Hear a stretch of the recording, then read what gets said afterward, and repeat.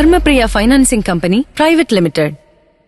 Shoranur fire station rescue വിഭാഗത്തിന്റെ നേതൃത്വത്തിൽ ഒറ്റപ്പാലം താലൂക്ക് ആശുപത്രിയിൽ ബോധവൽക്കരണ ക്ലാസ് സംഘടിപ്പിച്ചു. ഫയർ ആൻഡ് റെസ്ക്യൂ വിഭാഗത്തിന്റെ നേതൃത്വത്തിൽ അഗ്നിസുരക്ഷയും അടിയന്തര രക്ഷാപ്രവർത്തനങ്ങളും സംബന്ധിച്ച ബോധവൽക്കരണ ക്ലാസ് ഒറ്റപ്പാലം താലൂക്ക് ആശുപത്രിയിൽ സംഘടിപ്പിച്ചു. ഷൊർണൂർ ഫയർ ആൻഡ് റെസ്ക്യൂ സ്റ്റേഷനിലെ സീനിയർ ഫയർ സേഫ്റ്റി ഓഫീസർ ശിവപ്രസാദിന്റെയും ഫയർ ഓഫീസർ ജോബിന്റെയും നേതൃത്വത്തിലായിരുന്നു പരിശീലനം.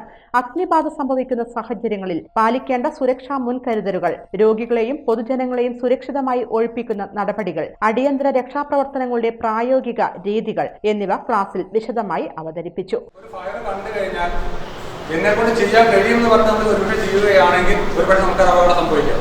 അപ്പോൾ നമുക്കൊരു അപകടം സംഭവിക്കാതെ ഉണ്ടായ അപകടത്തെ എങ്ങനെ ലഘൂകരിക്കാം, അല്ലെങ്കിൽ അതിന്റെ ആഘാതത്തെ എങ്ങനെ കുറയ്ക്കാം എന്നാണ് പറയുന്നത്. അപ്പോൾ നമ്മൾ തീ ഉണ്ടാവാൻ എന്തൊക്കെ വേണം? എന്തൊക്കെ വസ്തുക്കളായി തീ ഉണ്ടാവുക?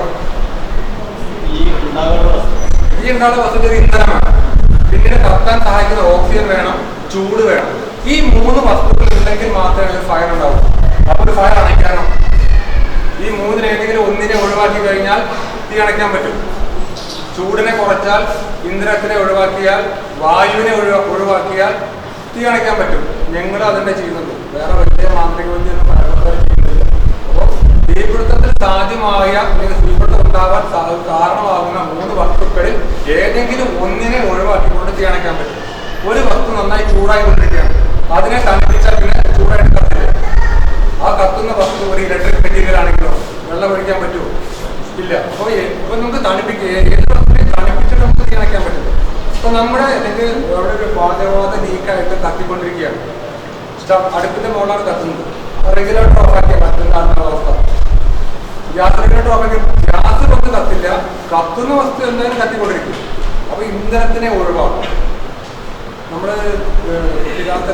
ഒരു പാചകം ചെയ്യുമ്പോൾ ചട്ടിയിൽ തീ പിടിക്കും, വെള്ളം ഒഴിക്കാനും വെള്ളം ഒഴിച്ചാൽ തീ ആളിപ്പണ്ട്. വേറെ വലിയൊരു പാത്രം മൂടി വെച്ച് കഴിഞ്ഞാലോ തീ തന്നെ അണയും. കാരണം അവിടെ ഓക്സിജൻ കിട്ടാത്ത അവസ്ഥ വരും. ഇങ്ങനെ പല രീതിയിൽ നമുക്ക് തീ അണയ്ക്കാൻ പറ്റും. ആദ്യമായിട്ട് നമ്മൾ കത്തുന്നത് എന്തിനാണ് കത്തുന്നത് നോക്കണം. വെള്ളം ഒഴിച്ചാൽ കെടുന്നതാണെങ്കിൽ നമുക്ക് വെള്ളം ഒഴിക്കാം. പേപ്പർ, വുഡ് അല്ലെങ്കിൽ മറ്റു മെറ്റീരിയൽ വെച്ച് വെള്ളം വെച്ച് കെടുക്കും. ആ സമയം നമ്മുടെ ലാബിലെ അല്ലെങ്കിൽ ഫാർമസിയിൽ വല്ല ലിക്വിഡിനെ തീ പിടിച്ചു വിചാരിക്കും. മരുന്നിന് വെച്ചാൽ സ്പിരിറ്റടക്കിയ മരുന്ന് ചിലപ്പോൾ ഉണ്ടായിരിക്കും. അപ്പോൾ അതിന് തീ പിടിച്ചു കഴിഞ്ഞാൽ വെള്ളം ഒഴിച്ചു കഴിഞ്ഞാൽ ഇപ്പോൾ എക്സ്പ്ലോഷൻ അല്ലെങ്കിൽ പൊട്ടിത്തെറി ഉണ്ടാകും. അപ്പോൾ പരിപാടിയുടെ ഭാഗമായി മോക്ക് ഡ്രില്ലും നടത്തി. ആശുപത്രി ജീവനക്കാരുടെ അടിയന്തര തയ്യാറെടുപ്പും പ്രതികരണ ശേഷിയും മെച്ചപ്പെടുത്തുക എന്നതായിരുന്നു പരിശീലനത്തിന്റെ പ്രധാന ലക്ഷ്യം. ചടങ്ങിൽ HIC നഴ്സ് ശ്രീച്ച സ്വാഗതം ആശംസിച്ചു. താലൂക്ക് ആശുപത്രി PRO സംഗീത നന്ദി അറിയിച്ചു.